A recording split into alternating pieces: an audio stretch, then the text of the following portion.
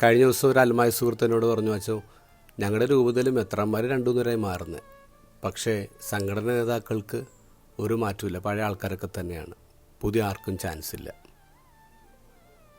ശരിയാണ്, രൂപതയിൽ മാത്രമല്ല പല ഇടവകളിൽ പ്രശ്നമുണ്ട്. പഴയ നേതാക്കന്മാരൊക്കെ തന്നെയാണ് പല സ്ഥലത്തും ഇരിക്കുന്നത്. അവരുടെ തസ്തിക മാറുന്നുള്ളൂ. ചിലപ്പോൾ ഒരു PTA പ്രസിഡൻ്റ് ആവും, അല്ലെങ്കിൽ BCC, അല്ലെങ്കിൽ പാരിഷ് കൗൺസിൽ, അല്ലെങ്കിൽ കൈക്കാരന്മാർ. ഇങ്ങനെ ചില ആൾക്കാർ മാത്രമാണ് എപ്പോഴും ഇങ്ങനെ രംഗത്ത് നിൽക്കുന്നത്. ഇനി ഏതെങ്കിലും ഒരു അച്ഛൻ വന്നിട്ട് പുതിയ ആൾക്കാർക്ക് ചാൻസ് കൊടുത്തു എന്ന് കരുതട്ടെ, അപ്പോൾ പഴയ ആൾക്കാരെല്ലാം കൂടെ അച്ഛനെതിരെ തിരിയും, പ്രതിഷേധിക്കും, കൊടി പിടിക്കും. ഒരു പുതിയ കലാപരിപാടി തുടങ്ങിയിട്ടുള്ളതാണ്, ഞങ്ങൾക്ക് ഈ അച്ഛനെ വേണ്ട, എടുത്തുകൊണ്ട് പോക്കുമെന്ന് പറയുന്നൊരു രീതി. ഇന്നത്തെ ഗോസ്പലിൽ നമ്മൾ കാണുന്നത് ഗെരേസനർ ഇടവകയാണ്. ഈശോ അങ്ങോട്ട് ട്രാൻസ്ഫർ ചെയ്തിട്ട് വരാണ്. ഈശോ വരുമ്പോൾ ഈശോനെ സ്വീകരിക്കുന്നത് ഒരു പിശാചുബാധനാണ്, ചില്ലറക്കാരനൊന്നുമല്ല.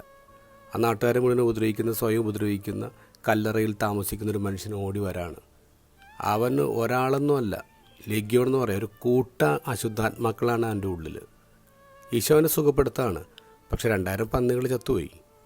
ഈശോ കരുതുന്നത് വമ്പൻ കയ്യടിയോടെ ആൾക്കാരെ സ്വീകരിക്കുന്ന, അങ്ങനെയല്ല. അതിൻ്റെ ഓണേഴ്സ് അവിടെ വരുമ്പോൾ അവർ പേടിച്ചെന്ന് പറയാം, അവർ ഭയപ്പെട്ടു. അവർ സന്തോഷിക്കുകയല്ല ചെയ്ത്, അവർ ഭയപ്പെട്ടു. കാരണം എന്താ?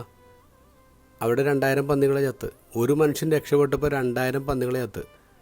അവിടെ കൊമേഴ്ഷ്യൽ തിങ്കിങ് ആണ്. ഈശോ ഈ പോക്ക് പോവാണെങ്കിൽ ബിസിനസ് പൊട്ടിച്ച് കളയും. അപ്പോൾ ഇവനോട് നിർത്തിയിട്ട് കാര്യമൊന്നുമില്ല. അപ്പോൾ അവർ ഉടനെ പ്ലീഡ് ചെയ്യാണ്, നീ ഇവിടെ നിന്ന് പോകണം, നീ ഇവിടെ നിന്ന് വിട്ടു പൊക്കോ, ഈ പ്രദേശം വിട്ടു പൊക്കോ എന്ന് പറയാം.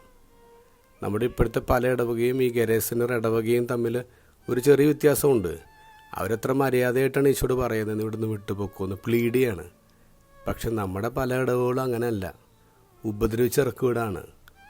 ആ അച്ഛൻ തൻ്റെ ജീവിതത്തിൽ ചെയ്ത ഒരു നന്മ പോലും പരിഗണിക്കാതെ ഉപദ്രവിച്ചിറക്കി വിടാണ്.